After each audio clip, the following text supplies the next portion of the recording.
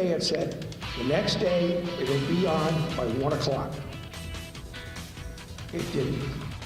Right now on News 4 at 10, speaking out, frustrated NG&E customers lash out following the March windstorms. How their statements will play a role in a state investigation. And not tracking any real wind tonight, but we are looking at some milder temperatures through the finish of the week. We'll take a look at that in our next chance for rain coming up. It's not so much what I thought, it's what I felt. Probably the word ashamed comes to mind. And owning up, United Airlines CEO goes public with an apology after a man is dragged off of a flight. How the airline company is trying to make peace with angry customers. We begin with breaking news from Niagara Falls. One person is dead and police are investigating what happened tonight. News 4's Rachel Monjovi joins us live from Pine Avenue with what police just said. Rachel, what can you tell us? Yeah, Nalina, this is still an active scene here. You can see a lot of police activity happening behind me. Niagara Falls Police is here along with the Crime Scene Investigation Unit. We have been told by police, they have confirmed that one person is dead here tonight. We did see police hovering over on that sidewalk over there earlier, hovering over a body. Police say it all started around 7 this evening. They say they got a 911 call from a man stating his friend was robbed at gunpoint. Officers say when they got to the scene, a man was sitting inside the main doors of the building here in physical distress. That man ended up dying before an ambulance could get to the scene. His identity is not being released just yet. We're told police do not believe he had any connection to the callers about the robbery other than being in the same building. An autopsy will be performed in the morning. We do not know any more details about the call of the robbery at this point. A lot of the activity is surrounding Crispy Cuts Barbershop and Danny's Hair Salon here, which is at the 600 block of Pine Avenue. A portion of the street is blocked off to traffic here. Police have been on the scene for quite some time now. It is, of course, still early in the investigation. Again, police have confirmed to us that one person did die here tonight on Pine Avenue.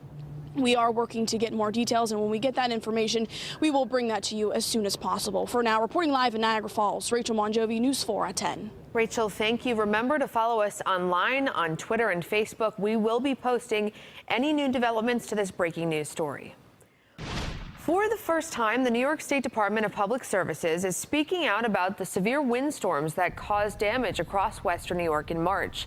The storm left hundreds of thousands of people without power. Today, the public got a chance to weigh in on the Rochester Gas and Electric Company. Governor Andrew Cuomo highly criticized that company after the storms. Now, the governor said the company was not prepared and let customers down. He then directed an investigation into NG&E. We heard from some of those customers today who say they were disappointed how this was handled. I made my daily phone call and they said it will be fixed by 11 p.m. yesterday. That never happened. Then they said it would be fixed by 7 p.m. today.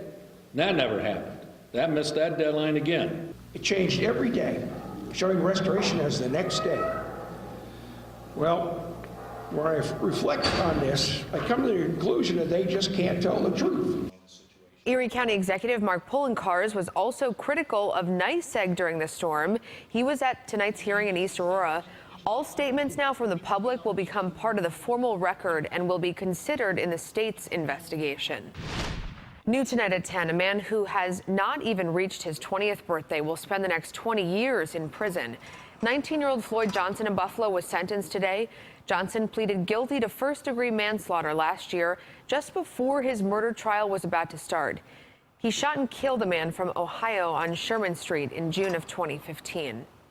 A man with impaired vision is recovering at ECMC tonight. Buffalo police say he fell into a sinkhole. This happened on Georgia Street near Prospect Avenue a little after 5 o'clock yesterday.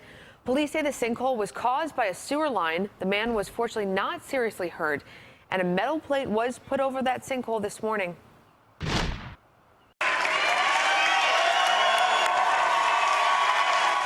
Many people living in New York State are one step closer to getting a free ride to college. This story is in the national spotlight tonight. Hillary Clinton is showing support for the nation's first free college tuition plan approved by the New York State lawmakers last week. We brought you this as breaking news here at 10. Clinton rallied with the governor today at LaGuardia Community College in Long Island for a ceremonial bill signing for the Excelsior Scholarship. Clinton calls up the plan a progressive victory, and she applauded this initiative.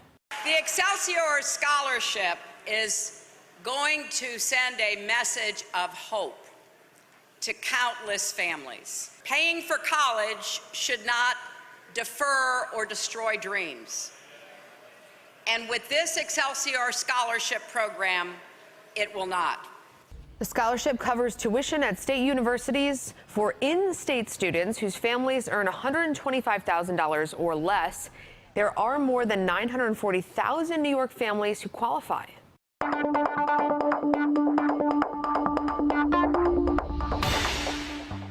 That's a butcher. That's a butcher. So I felt we had to do something about it. I have absolutely no doubt we did the right thing. President Donald Trump is describing Syrian dictator Bashar al-Assad as a butcher.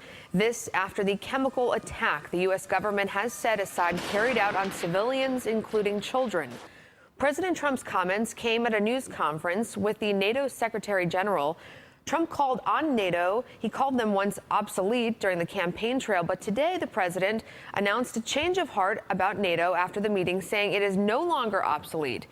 But on the campaign trail, then candidate Trump, even suggested NATO wasn't necessary anymore. Now, the two leaders talked about a number of topics, including the ongoing civil war in Syria. We are grateful for the support of NATO members and partners in their condemnation of Assad's murderous attack using the most horrible weapons. Any use of chemical weapons is unacceptable, cannot go unanswered, and those responsible must be held accountable. The Secretary General says he agrees with President Trump that NATO members need to spend more on defense. NATO has also created an anti-terrorism unit to help take on threats such as ISIS. All new tonight, United Airlines says passengers on United Express Flight 3411 are getting compensation equal to the cost of their ticket after a man was forcibly dragged off the plane. We all know that video. Today, United CEO apologized, saying he feels ashamed. Danielle Nottingham has the latest.